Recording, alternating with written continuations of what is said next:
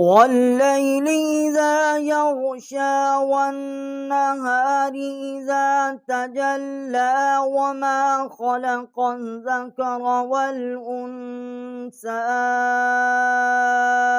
إن سعيكم لشتى فأما من أعطى واتقى وصدق بالحسنى فسنيسره لليسرى وأما من بخل واستغنى وكذب بالحسنى فسنيسره للعسرى وما يغني عنه ماله إذا تردى